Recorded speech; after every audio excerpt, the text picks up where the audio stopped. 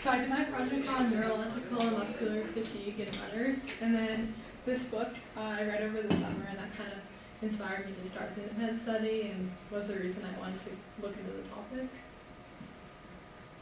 So kind of just like a timeline of my project. So I started with like forming an idea, like my research questions and my experiment, and then number two, well, it should be number two down here, but number two was the test day, so it was my trial where I collected like all my data, and then number three was my results and adjusting, so like understanding my findings, like how I can make the experiment better in the future, and then number four is the group trial, so like having more people go through my experiment and then allowing like all those data points to set a baseline for like an understanding of like what makes significant data.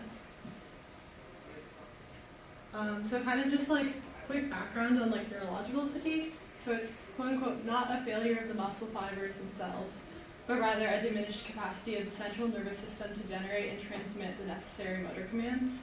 And this kind of follows three different areas. So the muscle excitation coupling process is where like the signal is sent out, and when fatigue occurs, the signal becomes diminished and less consistent.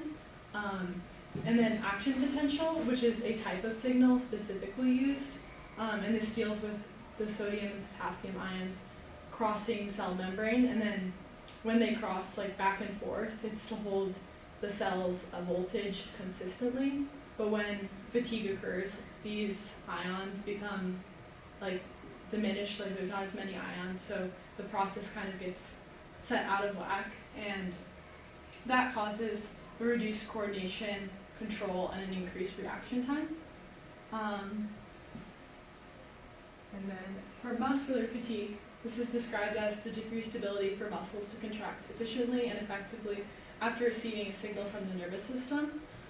So this is kind of based off of like when your body enters anaerobic respiration, and so you're no longer creating as much energy, and that's going to cause like feeling tired, sluggish, and then your muscles aren't contracting as they would properly, and then also like the different byproducts that are accumulating in your body. So some of the questions I had during my experiment that I wanted to try and answer were, was neurological or muscular fatigue experienced the most? Did each occur at the same time or separately? What mechanics of form broke down due to fatigue? Which stayed the same? And then what can be considered a significant change?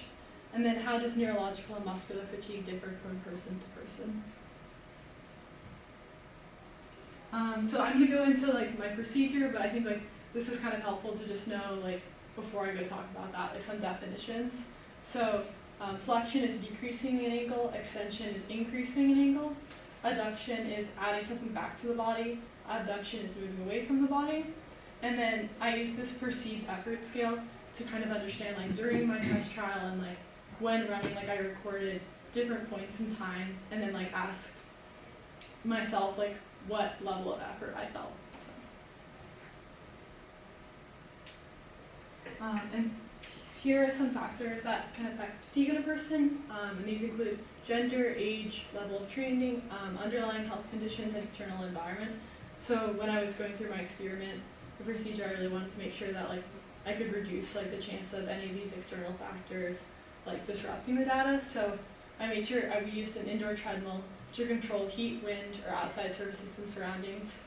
And then I also tried my best to minimize time between like getting on the treadmill, getting off the treadmill, and then like doing the central test and doing the muscular test, so that like that time wasn't like allowing the body to recover.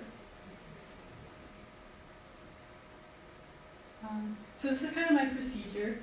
So I started with a light jog, which was just with a warm-up, and then so the first part was measuring central and muscular fatigue before to set a baseline of like what the max and averages of these different exercises could be found, and then to compare those to the after.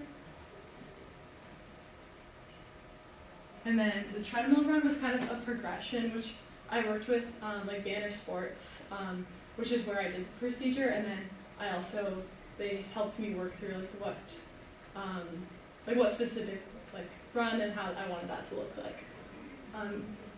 Yeah.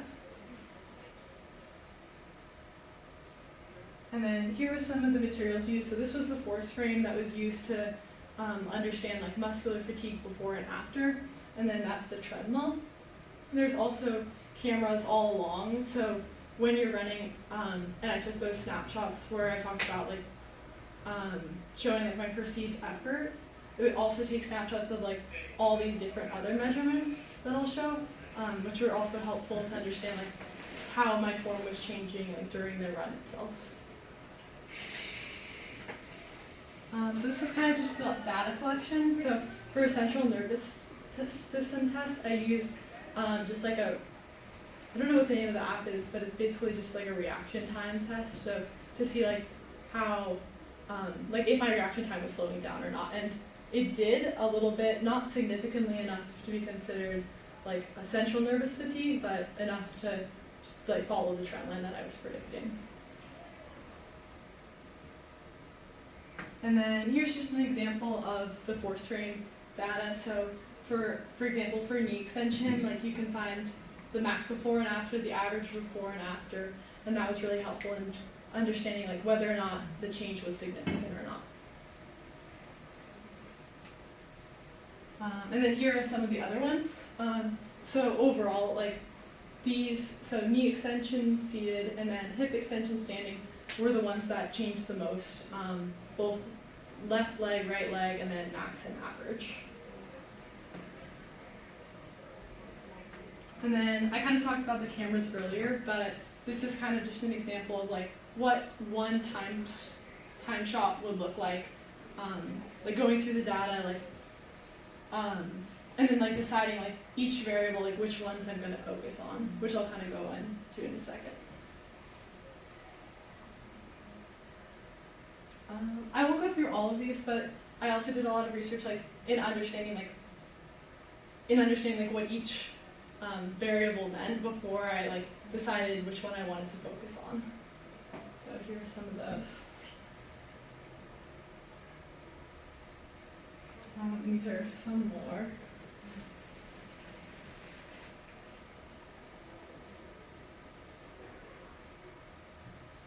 And then again, like once I got all the data from the cameras, I also just made sure to like go in and graph all those, like organize my data, like try to see which ones were changing the most, how they were changing, and whether or not they were significant.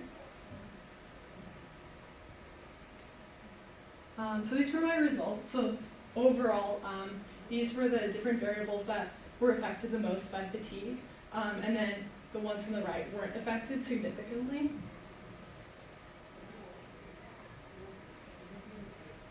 So some of my conclusions from the project include, so muscular fatigue was found to have the most prominent and noticeable change, while nervous system fatigue did not significantly change. This matches a lot of the studies I had read like during my research process, and also my prediction.